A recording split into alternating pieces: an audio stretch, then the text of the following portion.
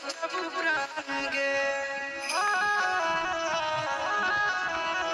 मोरे घड़ी पनिया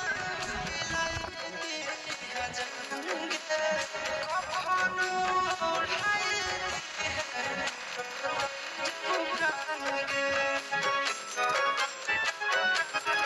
संग हमारा से तोरा जाती प्यार होता भेंट संग साथ कर लगे अब सुनाया रावा हो घर की पटनवा में आके